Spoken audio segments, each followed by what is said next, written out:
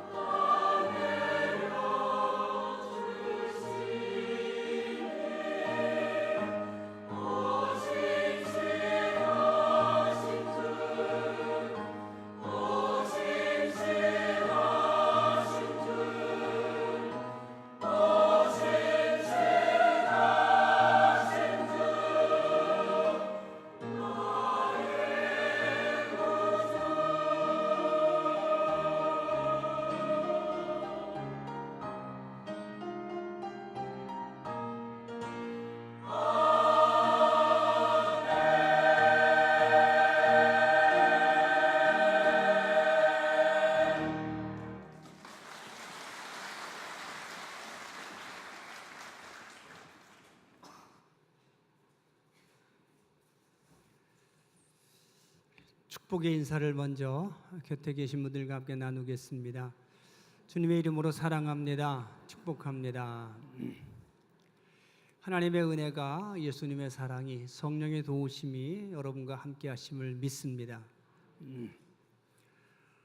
요즘 텔레비전 강의가 큰 인기를 얻고 있습니다.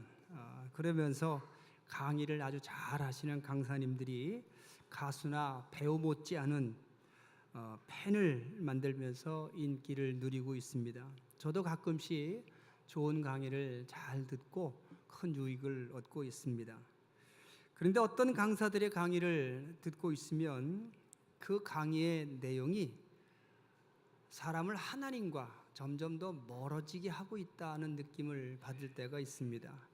물론 그분들이 하나님과 교회를 타켓으로 정한 후에 의도적으로 그렇게 하는 강의는 절대로 아닐 겁니다. 하지만 인생에서 성공의 필요성과 성공의 가치, 그리고 성공의 방법들을 강조하면서 이 모든 것이 사람의 절대적인 노력에 달려 있다라고 강조하다 보면 사람들의 인생에서 하나님이 계실 곳이 없어지는 겁니다. 연봉이 10억이고 거의 매일 8시간에서 10시간을 강의한다는 어느 스타 강사의 강의 중에 이런 내용이 있었습니다. 내 존재감은 내가 스스로 높여야 된다. 세상 사람이 뭐라 하든 다 무시해버리고 지독하게 노력해라. 내가 능력 있는 사람이 되어서 세상에 나오면 세상은 나를 중심으로 다시 모인다. 멋있는 말 같습니다. 맞는 말 같기도 하고 필요한 말 같기도 합니다. 하지만 이런 말들을 듣다 보면 그러면 하나님께 기도할 이유는 어디 있는가? 그런 생각을 하게 합니다.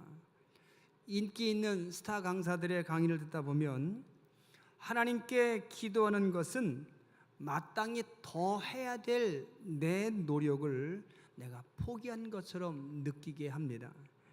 하나님의 뜻이라고 생각하는 것은 실패한 사람들의 자기 변명처럼 느끼기도 합니다. 하나님의 도우심을 요청하는 것은 마치 무능력한 사람들의 투정처럼도 느끼게 합니다. 요즘 사회 전반적인 분위기가 그런 것 같습니다. 언제부터인지 교회는 보수 집단이 되어 있습니다.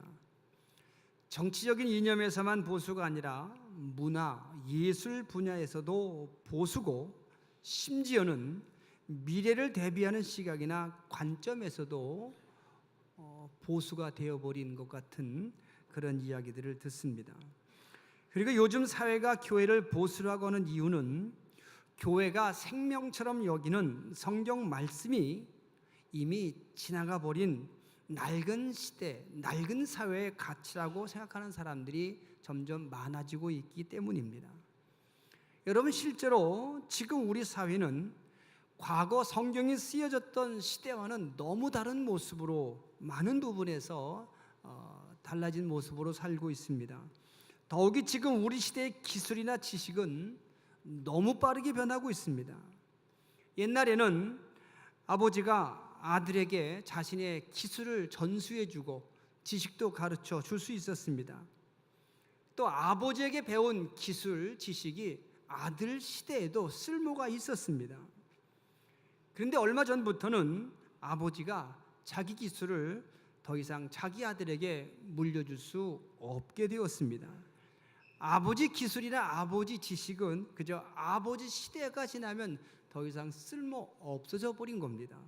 그런데 더 기가 막힌 것은 지금은 그 기술이, 그 지식이 한 세대를 머물지 못합니다. 하나의 기술이 30년을 채 못 가는 겁니다. 청년 때 배운 기술, 학생 때 배운 기술, 그 지식이 어른 되고 나면, 장년 되고 나면 쓸모가 없습니다. 10년 전 기술, 20년 전 지식, 여러분 쓸모 있습니까? 그래서 대기업의 전문직에서 일하는 전문가들은 40대 중반이 되면 퇴직의 압박을 느낀다고 합니다. 이렇게 기술과 지식이 빠르게 변하면서 사람들의 생각과 삶의 방식도 함께 빠르게 변하고 있습니다. 그래서 요즘 젊은이들에게 2000년 전의 말씀인 성경대로 살아야 된다고 가르치면 그들은 낡고 쓸모없어진 것들을 고집하는 보수라고 비난이나 조롱을 하게 됩니다. 요즘 젊은이들에게 혼전 순결이 중요하고 결혼 후에는 자기 아내, 자기 남편만 사랑할 것과 부부간에 서로에 대한 희생과 헌신으로 가정을 꼭 지킬 것을 요구하고, 또 하나님이 주시는 자녀는 하나님의 선물로 기업으로 알아서 하나님의 뜻대로 낳아서 키워야 된다라고 가르치면, 그 말을 듣는 젊은이들은 쓸모없는 낡은 생각, 고리타분한 보수적인 말이라고 일축해버리기 십상입니다. 하지만 여러분, 우리는 성경적인 세상이 만들어낸 세상과 이런 성경적인 생각을 보수적이라고 비난하는 사람들이 만든 세상을 비교하고 판단해야 합니다. 그리고 어떤 생각을 가진 사람들이 만든 세상이 사람과 사회에 유익을 주고 소망을 주는지를 우리가 비교하고 판단해야 합니다.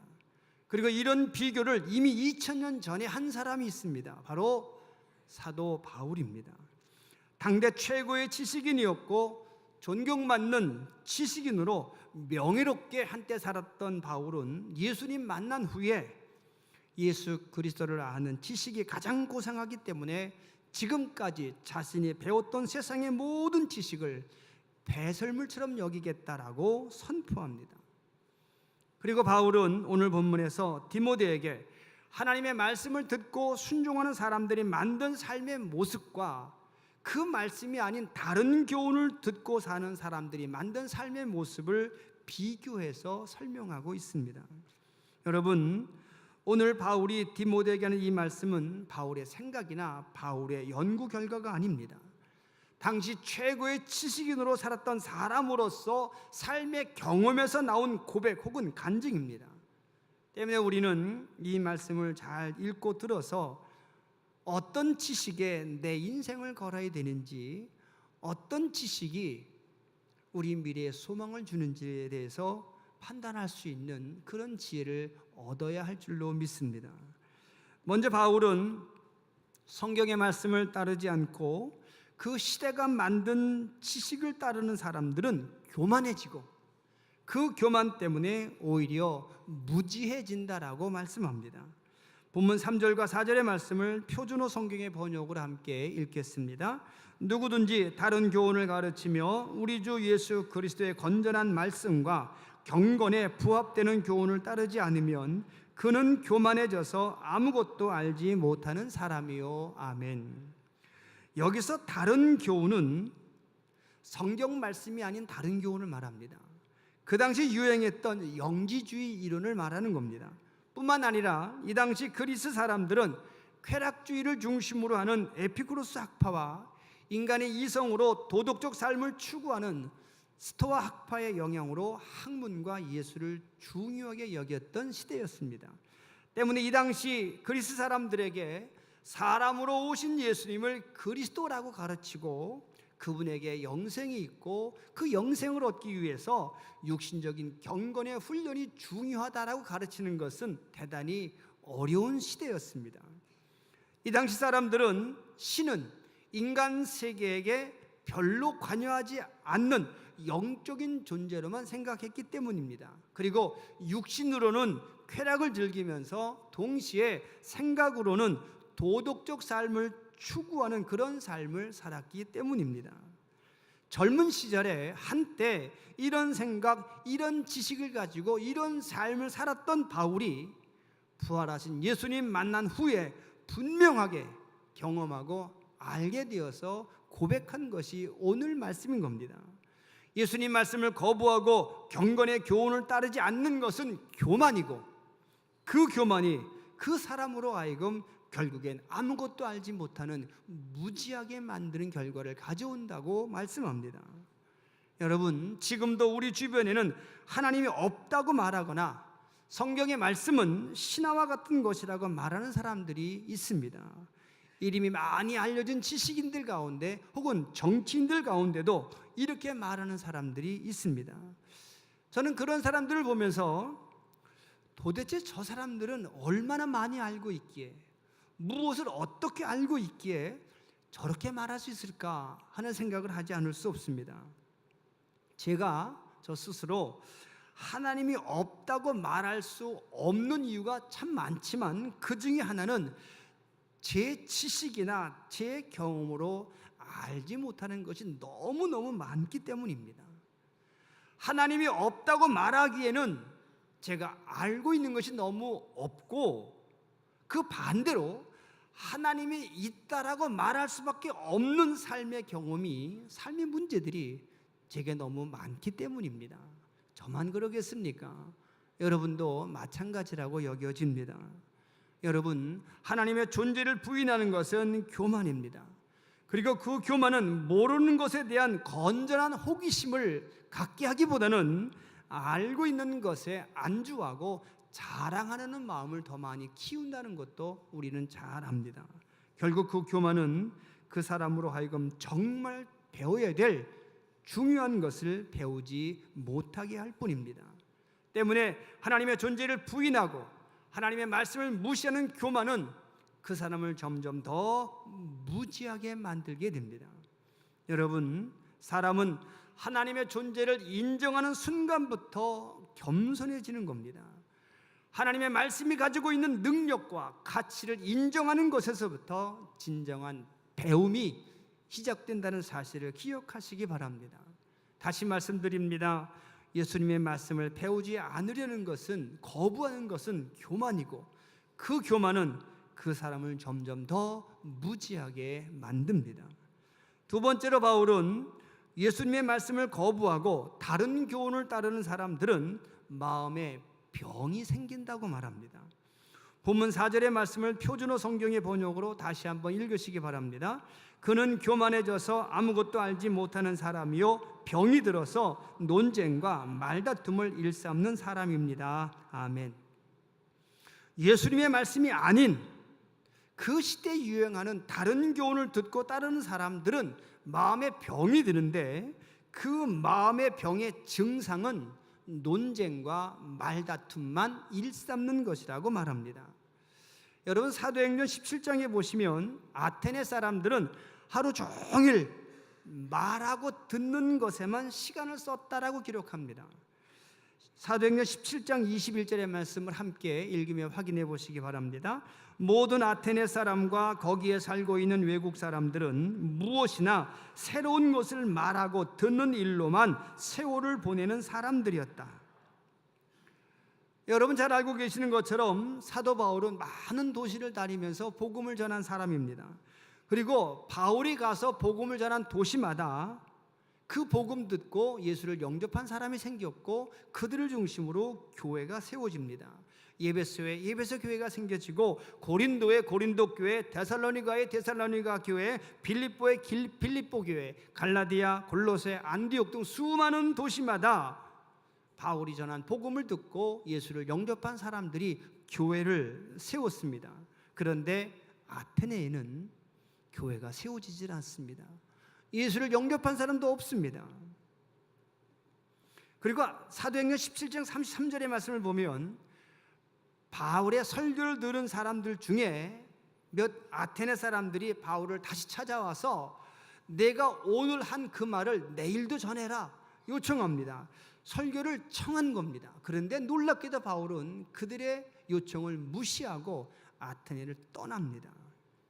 바울이 생각하기에 아테네 사람들에게는 더 이상 복음을 전할 가치가 없다고 생각한 겁니다. 왜냐하면 아테네 사람들은 예수님 말씀을 듣고 그저 논쟁하는 것, 그것으로만 만족하고 그것으로만 즐기려고 했기 때문입니다. 오늘 바울이 표현한 대로 말씀드린다면 아테네 사람들은 그저 논쟁과 말다툼만 일삼는 마음의 병에 걸려 있는 사람들이었기 때문인 겁니다. 여러분, 논쟁과 말다툼만 일삼는 것을 마음의 병이라고 표현한 이 표현을 주목하시기 바랍니다. 행함이 없는 믿음은 죽은 믿음이라고 말씀한 것처럼 논쟁과 말다툼만 일삼는 믿음은 병든 믿음입니다.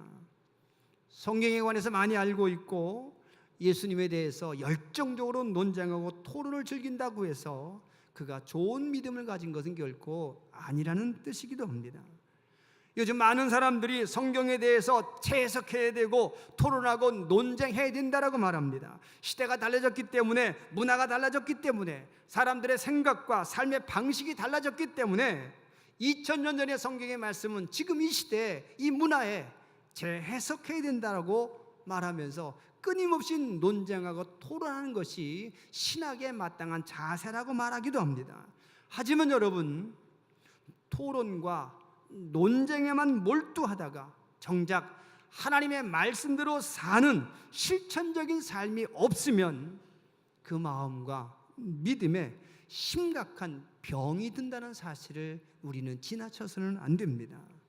건강한 믿음, 건강한 마음을 가지려면 하나님 말씀에 순종하는 실천적인 삶이 있어야 함을 다시 기억하시기 바랍니다. 그리고 이렇게 교만으로 무지해지고 마음의 병으로 논쟁과 말다툼만 일삼게 되면 어떤 결과를 만들어내는지 본문 4절 중간부터 5절까지에서 말씀하고 있습니다. 표준어 성경의 말씀으로 함께 읽겠습니다. 그러한 데서 시기와 분쟁과 비방과 악한 의심이 생깁니다. 그리고 마음이 썩고 진리를 잃어서 경건을 이득의 수단으로 생각하는 사람 사이에 끊임없는 알력이 생깁니다. 아멘. 이것이 하나님의 존재를 부인하고 예수님 말씀의 가치를 무시하는 사람과 사회가 만들어내는 사람들의 모습, 세상의 모습이라는 겁니다. 이것은 바울의 상상이 아니라, 바울의 짐작이 아니라 바울이 살면서 몸으로 느끼고 눈으로 본 이 당시 사람과 사회의 모습인 겁니다. 로마의 네로 황제에 의해서 순교당한 바울이었기 때문에 바울의 눈으로 본 세상은 폭군 네로가 만든 세상입니다. 그리고 아시는 것처럼 네로가 만든 로마는 폭력과 방탕함이 그 시대의 특징입니다. 그리고 로마의 네로 황제 시대와 같은 폭력과 음란과 방탕은 오늘 우리가 사는 이 시대에 똑같은 모습으로 반복되고 있다는 것도 우리는 부인할 수 없습니다. 여러분, 텔레비전 뉴스를 통해 보여지는 요즘 우리 사회를 두 개의 단어로 표현한다면 아마 폭력과 논쟁이 아닌가 싶습니다. 매일처럼 폭력 사건에 대한 새로운 뉴스가 쏟아지고 있습니다. 그리고 결론도 없는 끊임없는 논쟁과 말다툼으로 가득 찬 시사 토크쇼가 텔레비전 채널마다 넘쳐나고 있음도 여러분 눈으로 보고 귀로 듣고 있는 사실입니다. 하나님의 존재를 부인하는 사람들이 만드는 예술과 문학과 철학이 사람들의 온갖 욕심을 존중해주고 있지만 사회는 점점 더 험악해지고 있고 폭력적이 되고 있다는 사실을 우린 눈으로 보고 있습니다. 예수님의 말씀의 가치를 무시하는 사람들은 개인의 자유와 인권이 공동체 이익보다 존중되어져야 된다고 말합니다. 하지만 지금 우리 사회는 양보와 희생으로 만들고 유지되는 공생하는 공동체가 사라지고 있는 것도 우리 눈으로 보고 있습니다. 영생과 육신의 순교를 위한 경건의 훈련보다 지금 당장의 즐거움이 중요하다고 강조하는 사람들의 강의와 말이 인기를 얻고 있습니다. 하지만 지금 우리 사회가 사랑에 대한 자유로 혹은 사랑에 대한 권리라고 공식적으로 인정해준 그리고 포장해준 음란과 방탕으로 인해서 젊은 가정들이 수없이 무너져가고 있습니다. 그리고 남남이 되어버린 아버지와 어머니 때문에 상처받고 버려진 어린 자녀들은 길거리에서 혹은 보호시설에서 울고 있다는 사실도 우리는 알고 있습니다. 여러분, 예수님의 말씀을 사회적 가치로 여기지 않는 사람들이 만든 세상은 시기와 분쟁과 비방으로 인한 분열뿐임을 여러분 기억하시길 바랍니다. 이어서 바울은 본문 6절 말씀부터 이어는 반대로 예수님 말씀을 따르는 사람들이 만든 세상 혹은 그 사람은 어떤 모습으로 사는지에 대해서 설명하고 있습니다. 한마디로 설명합니다. 자족하는 사람이 된다라고 말씀합니다. 그리고 예수님의 말씀을 따르기 때문에 자족할 수 있는 사람은 두 가지 큰 유익을 얻게 된다고 말씀합니다. 첫째로는 경건의 이익입니다. 경건 그 자체가 이익이라는 말은 5절에 기록된 말씀 중에 있는 경건을 이득의 수단으로 생각하는 것과 반대되는, 대조되는 말입니다. 예수님 말씀을 따르지 않는 사람들은 교만해져서 무식해지고 또 마음의 병이 들어서 비방과 시기와 분열을 만든다고 했습니다. 그리고 그들은 이기적인 목적으로 경건을 가장한다고 말씀합니다. 남들에게 보이기 위해서 경건한 척하거나 자신의 경건함을 내세워서 금전적인 요구를 하게 된다는 뜻입니다. 하지만 예수님 말씀을 듣고 순종하는 사람들은 그 말씀을 통해서 경건해지는 것, 그 경건 자체가 이익으로 알고 그것을 소중히 여긴다는 뜻입니다. 여러분, 자족하는 사람들의 경건은 하나님의 지혜를 담아 놓은 그릇과 같습니다. 자족할 줄 아는 사람의 마음과 경건한 육신은 겉과 속이 똑같은 보석 같은 겁니다. 자족할 줄 아는 사람의 경건한 삶은 하나님의 능력이 나타난 도구와 같습니다. 자족할 줄 아는 사람의 경건은 하나님과 신령한 교제를 가능하게 하는 방법임을 여러분 기억하시기 바랍니다. 이제 예수님 말씀에 순종함으로 자족할 줄 아는 마음과 그 마음에서 시작되는 경건의 크고 놀라운 유익을 누리며 살아가는 신앙인들이 되시기를 바랍니다. 두 번째로 바울은 자족의 마음을 갖게 된 사람들은 돈에 의해서 받게 되는 모든 유혹과 올무로부터 보호를 받게 된다고 말씀합니다. 본문 9절의 말씀을 함께 읽으시기 바랍니다. 그러나 부자가 되기를 원하는 사람은 유혹과 올무와 여러 가지 어리석고도 해로운 욕심에 떨어집니다. 이런 것들은 사람을 파멸과 멸망에 빠지게 합니다. 아멘. 부자가 되기를 원한다는 말은 자족한다는 말과 반대되는 말입니다. 자족할 줄 모르고 스스로 만족할 줄 모르고 감사할 줄 모르고 더 많은 것, 더 부자가 되기 원하는 사람은 유혹과 올무와 해로운 욕심에 떨어져서 결국은 파멸과 멸망에 빠진다고 말씀합니다. 여러분, 통계청이 발표한 2015년도 사망 통계를 보면 우리나라 사람들의 사망 원인 중 4번째가 자살이라고 합니다. 첫 번째 사망 원인이 암이고, 두 번째가 심장질환이고, 세 번째가 뇌혈관 질환으로 사망하는데 4번째 사망의 원인이 자살이라는 겁니다. 우리 생각에는, 얼핏 생각에는 자살보다 교통사고로 사망하는 사람이 많을 거다라고 생각되지만 그 통계청 자료를 보면 교통사고로 사망하는 것은 사망의 원인 가운데 9번째입니다. 그러니까 교통사고로 사망하는 사람보다 자살로 사망하는 사람 숫자가 훨씬 더 많다는 뜻입니다. 그리고 자살의 원인으로는 61%가 정신적인 질환으로 인한 자살이고, 두 번째가 금전적인 문제와 대인관계가 원인이 되어 자살하는 경우가 30%로 두 번째를 차지합니다. 이 통계가 여러분 예수님 말씀 안에서 자족하는 마음이 얼마나 중요한지를 보여주는 통계입니다. 2017년 올해입니다. 3월 27일 미국 뉴욕에 있는 맨하튼의 소피텔 뉴욕 호텔 24층 객실에서 한 50대 남자가 스스로 뛰어내려서 목숨을 끊었습니다. 헤지펀드 매니저인 찰스 머피라는 사람인데 나이는 56세, 비교적 젊은 나이입니다. 머피는 수재였습니다. 16살 때 콜럼비아 대학에 입학하고 하버드 대학과 매사추세츠 공대, 우리가 좀 MIT라고 보통 부르는 그 대학원을 졸업한 수재였습니다. 뛰어난 실력을 가진 머피는 펀드 매니저로서 크게 성공해서 짧은 시간 내에 백만장자가 됩니다. 방이 16개나 있는 400억짜리 저택에 살고 있습니다. 하지만 최근에 이렇다 할 실적을 내지 못해서 늘 불안했답니다. 결국 스스로 목숨을 끊고 자살합니다. 이런 머피의 자살에 대해서 미국의 신문은 머피가 성공과 부를 이루면서 용기와 지혜를 얻기보다는 그 과정에서 봤던 실패했을 경우에 참담한 나락에 대한 공포만을 키웠다라고 기록합니다. 또 다른 신문에는 윌 스트리트는 그를 부유하게 만들었지만 행복은 주지 않았다고 논평합니다. 여러분, 이것이 미국에만 있는 이야기가 아닙니다. 우리나라도 똑같습니다. 지난 7월 24일에 커피 왕이라고 별명이 붙은 커피 프랜차이즈 업계에서 성공신화를 썼던 49세의 젊은 기업가가 집에서 자살하는 사건이 있었고 크게 보도된 적이 있습니다. 이 사람은 자신의 성공담을 책으로 출판하고 여러 곳에서 강의를 할 만큼 이 시대 성공의 모델이었습니다. 하지만 경영 악화를 견디지 못하고 스스로 목숨을 끊습니다. 불과 나이 49입니다.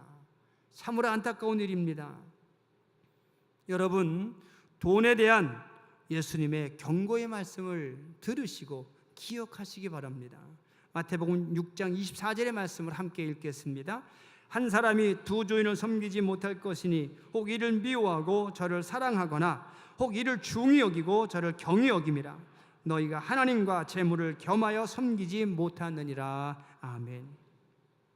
그리고 바울이 돈 때문에 실패한 사람을 직접 눈으로 보고 기록한 돈에 대한 결론의 말씀을 함께 읽으시기 바랍니다. 돈을 사랑하는 것이 모든 악의 뿌리입니다. 돈을 쫓다가 믿음에서 떠나 헤매기도 하고 많은 고통을 겪기도 한 사람이 더러 있습니다. 사랑하는 성도 여러분, 지금 우리 시대는 하나님의 말씀을 듣고 순종하기에 너무너무 불리한 세상입니다. 예수님 말씀에 순종하는 것이 마치 어리석은 고집을 피우는 것처럼, 그리고 낡아져서 쓸모없이 되어버린 보수적인 생각을 아직도 버리지 못한 것처럼, 빠르게 다가오는, 빠르게 변하는 미래 사회를 전혀 준비하지 못하는 것처럼 여겨지는 세상 속에 우리가 복음을 들고 살고 있습니다. 하지만 여러분, 하나님의 말씀에 순종하는 사람들이 만든 세상과 하나님의 존재를 거부하는 사람들이 만든 세상을 비교하고 판단하시기 바랍니다. 지나간 역사를 통해서 과거를 비교해 보시기 바랍니다. 매일 발행되는 신문과 시간 방송되는 뉴스를 통해서 현재를 비교해 보시고 미래를 예측해 보시기 바랍니다. 우리가 왜 말씀대로 살아야 되는지 분명한 답을 스스로 얻게 될 줄로 믿습니다. 이제 우리가 더 철저하게 예수님 말씀에 순종하는 삶을 살아야 할 줄로 믿습니다. 세상에 우리를 낡은 보수라고 조롱해도 미래 사회의 소망은 성경적 가치와 성경적 기준에 있음을 우린 더 확실하게 믿고 흔들리지 말아야 합니다. 그렇게 함으로 예수님의 말씀이 사회적 기준이 되고 하나님의 음성이 사회적 가치가 되는 그런 세상을 만들어서 사랑과 사회에 소망을 주는 여러분들이 되시기를 우리 주님의 이름으로 부탁을 드리겠습니다. 기도하겠습니다. 하나님 말씀대로 사는 것이 불리한 세상입니다. 낡은 생각이라고, 보수적인 생각이라고, 고집이라고 말하는 사람들이 점점 많아지고 있습니다. 하지만 아버지 하나님, 사랑과 세상을 살리고 미래 사회에 소망을 주는 것이 하나님의 말씀에 순종하는 삶에 있음을 다시 깨닫게 하시고 흔들리지 않게 하셔서 오늘 우리의 삶을 통해서 사랑과 세상을 변화시키는 그런 사람으로 살아가게 하여 주시옵소서. 예수님의 이름으로 감사하며 기도합니다. 아멘.